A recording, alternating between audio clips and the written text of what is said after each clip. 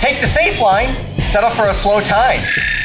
Take the tight line, it might be crash time. It's just a matter of risk versus reward.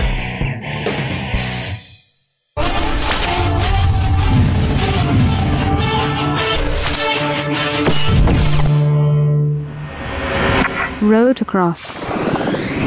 Racing is all about matching your ability to the associated risks. Plenty to think about with the next Rotorcross design. Course design. With only 720 degrees of turning and a 2.0 difficulty, Noobs Knob is a very good entry-level FPV tree racer course. Lots of turn diversity. If you like what you're seeing, hit the subscribe button so you don't miss the future episode. So let's turn on the race cam and let's look at the course turn by turn. Past the start-finish line, the racer has his first important decision as he enters the chicane. There's a bush right on the right-hand side. If he takes the line straight, he has to fly about 2 feet high and he'll have a fantastic time. If not, he has to shoot wide left and hit a tree. Into the hairpin where a tree on the right forces him to take the tight racing line. Next up, in line, 3-tree slalom. Racer's tip, square off, treat it as a straight line, and then it's just quick left and right motions of your aileron. Now we traverse to a 2-tree slalom. Same technique, but the traverse makes it hard to square off. Now we're into the fastest part of the course, a very fast sweeper into a tight radius. Running a tight line will give us the reward we wanted, an extremely fast time. Full throttle now as we cross the start-finish line. Racer's second tip, place the finish on a straightaway. Set your transmitter's trainer button to the stopwatch function. Set your timer function, mode to stopwatch, the button trainer, reset right here, and start.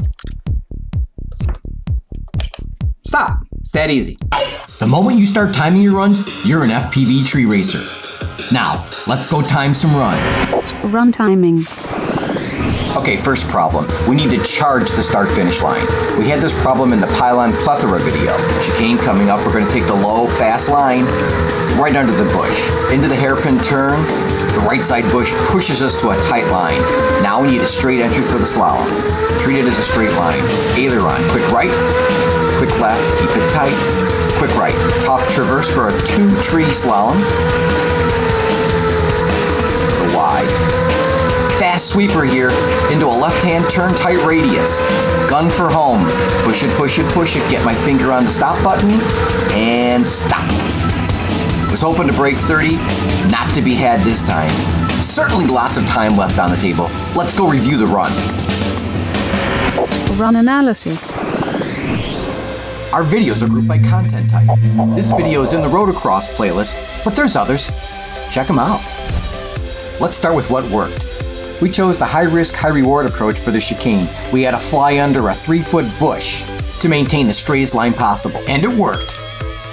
Our next tip will be very useful in the first slalom, and for that, we turn to the racing professor.